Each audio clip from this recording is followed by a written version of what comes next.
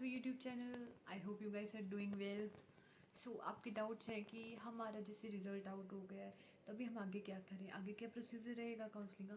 So don't worry, आपकी सारी queries solve हो जाएंगी इस वीडियो में, बट फिर भी नहीं होती हैं तो comment, I will try my best to solve your queries. So cuties, अभी आपका रिज़ल्ट आउट हो गया है, ठीक है, तो अभी आपका रैंक कार्ड भी आ जाएगा।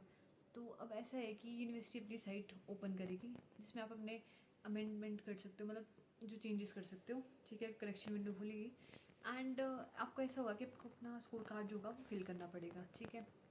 स्कोर कार्ड अपना फिल करोगे आप उसमें और अपनी डिटेल्स डालोगे, जो भी आपको रैंक कार्ड मांगा होगा तो रैंक कार्ड फिल करोगे उसमें, ठीक है। तो उसके बाद आपका ऐसा होगा कि यूनिवर्सिटी जो होगी वो अपनी डेट्स निकालेगी काउंसलिंग के लिए।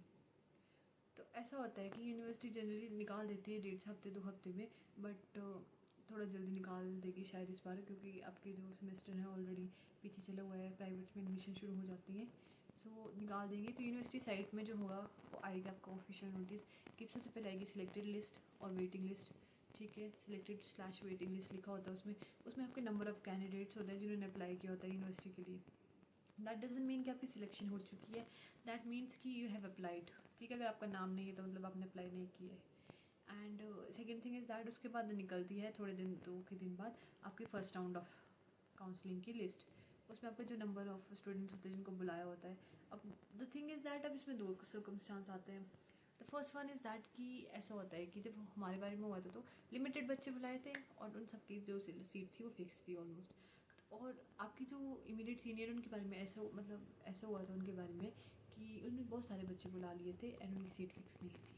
अब मेरे हिसाब से आपके बारे में भी बहुत सारे बच्चों को बुला लिया जाएगा, क्योंकि आपकी काउंसलिंग जो प्रोसीजर है उसको फास्ट करने की कोशिश करी जाएगी, ताकि आपका जो ये डिग्री प्रोग्राम है वो ट्रैक पे आए, मतलब टाइम पे फिनिश हो जाए।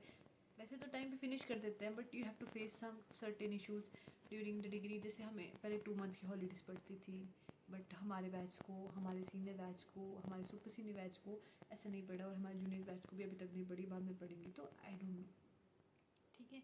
तो इसलिए आपका नाम आएगा, आपको नाम चेक करना है, आपको काउंसलिंग के टाइम पे जाना ही जाना है। तो मोस्ट इंपॉर्टेंट थिंग इज़, बच्चे क्या करते हैं काउंसलिंग के टाइम नहीं जाते हैं, फिर वो दे वांट कि हमें सीट मिल जाए, हमारे परसेंटाइज ज़्यादा, ऐसा नहीं होता है। You have to be physically present at the time of counselling. अगर आप फिजिकली प्रेजेंट नहीं हो तो कुछ नहीं हो सकता, ठीक है। उसमें आप जाओगे, सबसे पहले आप जैसे जाओगे अपनी सारी लिस्ट की, अपने डॉक्यूमेंटेशन लिख के, अगर आपको डॉक्यूमेंटेशन में डाउट है तो उसके लिए मैंने एक वीडियो बनाया है, ठीक है, डॉक्यूमेंट रिक्वायर्ड, वो आप देख सकते हो। उसमें आप अपना कन्फर्म कर सकते हो कि कौन कौन से डॉक्यूमेंट्स हैं। उसके बाद आप जाओगे, ठीक है, डॉक्यूमेंट्स लेके जाओगे, उधर बैठोगे, बिठाए जाएंगे आपको, फिर आपके डॉक्यूमेंट चेक होते जाएंगे, फिर आपकी फ़ी डिपॉजिट होगी, फिर आप रजिस्ट्रेशन कार्ड्स भरोगे। रजिस्ट्रेशन कार्ड ऐसे होते हैं, छोटे छोटे कार्ड्स होते हैं, उसमें आपको जो नंबर ऑफ कोर्सेज है उनको लिखना होता है, ठीक है। 4 कार्ड्स होते हैं, आपको फिल करने पड़ेंगे, फिर इसमें आपको टीचर्स के साइन करवाने होते हैं। तो आपका जैसे फर्स्ट सेम है तो फर्स्ट सेम में टीचर्स आपको बैठे मिल जाते हैं एक ही जगह पे, तो वो खुद साइन कर देते हैं, तो आपको ज़्यादा इशू नहीं होता है। एंड जो फ़ी पेमेंट है आप बाय कैश, बाय ऑनलाइन और बाय चेक, तीनों वे से कर सकते हो, उसमें कोई इशू नहीं है।